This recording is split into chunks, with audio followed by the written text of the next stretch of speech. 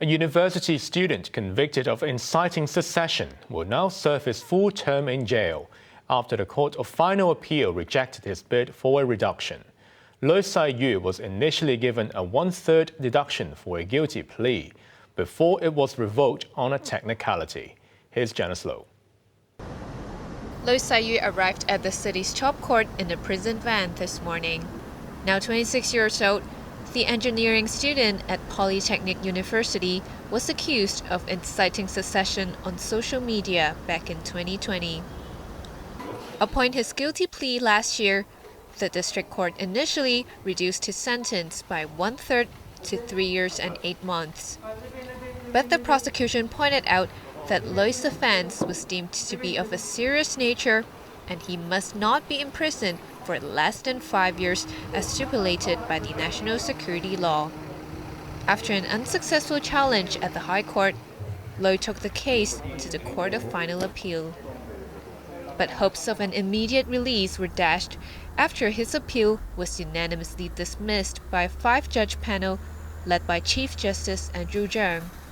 The bench ruled that shall inconsistencies arise, national security law provisions are given priority over local laws. Under the convergence principle, local sentencing laws and principles are applied within the framework of the national security law.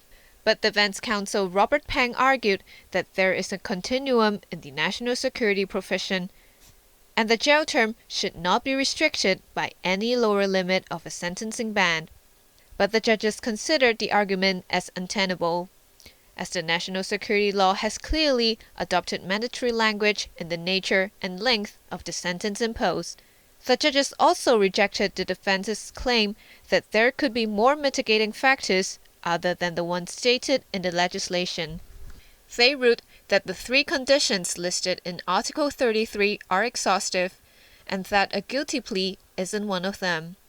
With his ultimate challenge now over, Lui is now expected to walk free next January, 14 months after his arrest. Lui Sai-yu is the second person convicted of national security offenses to launch an appeal at the city's top court. Now that the judges unanimously dismissed his bid for a reduction of his jail term, the decision would set a landmark precedent on future national security cases. Janice Low, HKIBC.